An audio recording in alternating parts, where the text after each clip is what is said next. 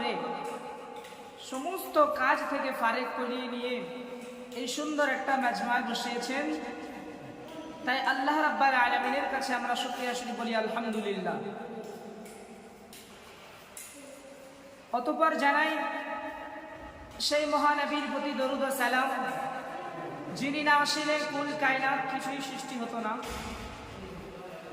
যিনি শাফায়াতের কান্ডারি, রহমতের ভান্ডারি, শাফিউল মুজনবিন, সৈয়দুল মুরসালিন, খতামান নবিয়্যিন, রাহমাতাল লিল আলামিন, যিনি আমাদেরকে কবরের আযাবের কথা বলেছেন, জানার জরিয়তে ঈমান পেয়েছি, জানার উসিলায় আল কোরআন পেয়েছি, যে নবীকে আল্লাহ রাব্বুল আলামিন এত ভালোবেসেছেন, এমন মোহাব্বত করেছেন যে আল্লাহ পাক আমার রসুলকে হাবিবাল্লাহ বলে উপাধি দিয়েছেন।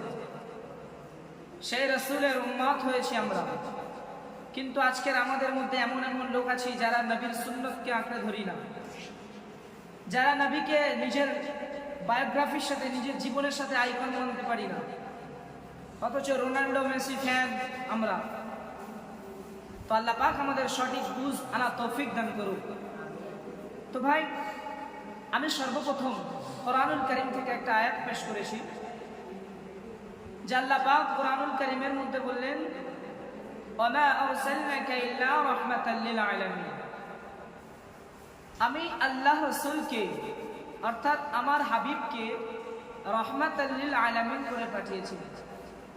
রাহমাতাল লিল আলামিন মানে যিনি দো জাহানের রহমত, এমন একটা নবী যে নবীকে আল্লাহ পাক কুরআনুল কারীমে বলেছেন, ইন্নাকা লাআলা খুলুকিন আযীম, যে নবীকে খুলুকে আযীম তৈরি করেছেন, অর্থাৎ এমন একটা সৎ চরিত্রবানের মানুষ তৈরি করেছেন যে রাসূলকে, সেই রাসূলের উম্মত আমরা।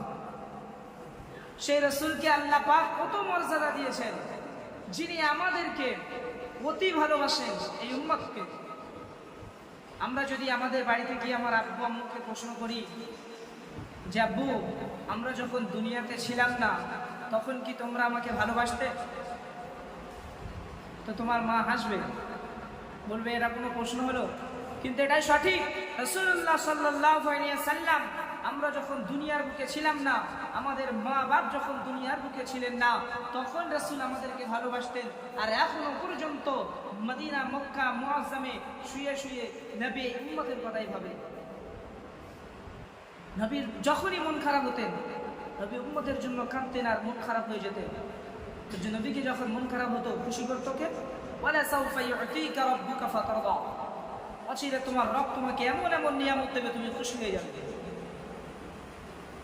আল্লাহ নবী মুহাম্মদ সাল্লাল্লাহু আলাইহি ওয়াসাল্লাম যখন তায়েফে দিন প্রচারের কাজে গেলেন, আবার আল্লাহ নবী যখন তায়েফে গেলেন, তায়েফবাসীরা নবীকে পাথর ছুঁড়ে মারতে লাগলেন। আহারে, নবীজির নূরের চেহারা রক্তে ঝলমল হয়ে যায়, রক্ত গড়িয়ে গড়িয়ে পায়ের সঙ্গে জুমাট বেঁধে যায়। হায়রে, নবী আমার চিন্তা করে তায়েফবাসীরা মনে হয় মরে যাবে, তায়েফদের বাঁচানোর মতো কেউ নাই। আল্লাহ রাব্বুল আলামিন জিবরাইল আলাইহিস সালাতু ওয়াস সালামকে পাঠিয়ে দিলেন। হামলাতুল জিবাল, পাহাড় রক্ষক ফেরেশতা এসে বলে, ও নবী, চিন্তা করেন নাই, হতাশ হবেন না। আপনি যদি বলেন এই তায়েফবাসীদেরকে এমন ভাবে পাথরের চাপে আঘাত করবো, তায়েফবাসী জীবনের মতো ভুলে যাবে।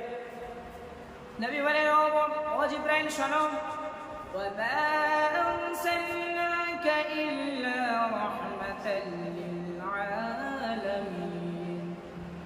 আল্লাহ পাক আমাকে রহমত স্বরূপ পাঠিয়েছেন, অর্থাৎ আমি যদি এদেরকে মেরে দিই তারপরে আর কেউ ঈমান আনবে না। আল্লাহ বলেন, নবী হতাশ হবেন না।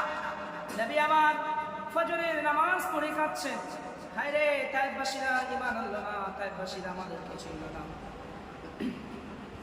আল্লাহ বলেন, নবী চিন্তা করেন নাই, একদল জিন তোমার কোরআনের দাওয়াত শুনে ইসলাম ধর্ম গ্রহণ করেছে।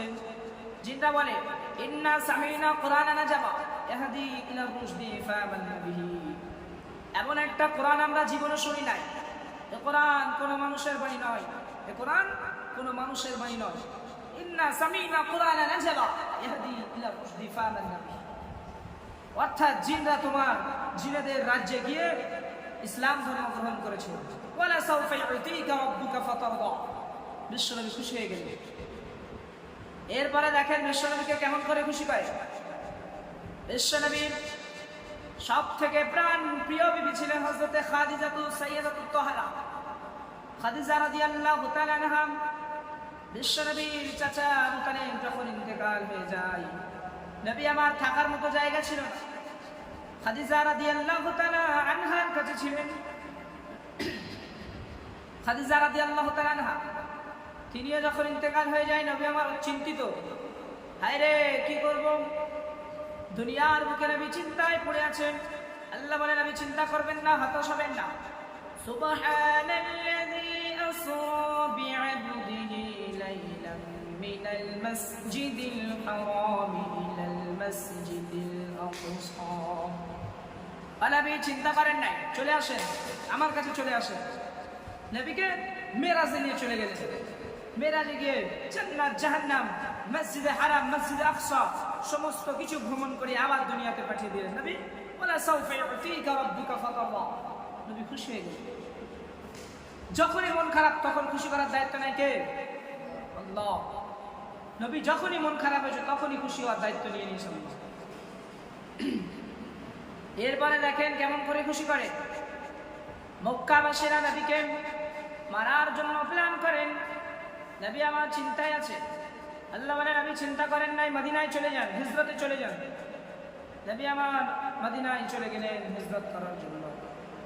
নবী যখন নামাজ পড়ায়, নবীর মনে একটা খুদ হয় যে হায় রে, যখন মক্কায় ছিলাম, মক্কায় থাকার সময় আমার কেবলা ছিল কাবার দিকে, আর এখানে আমি মুনাফিকদের কেবলার দিকে নামাজ পড়বো।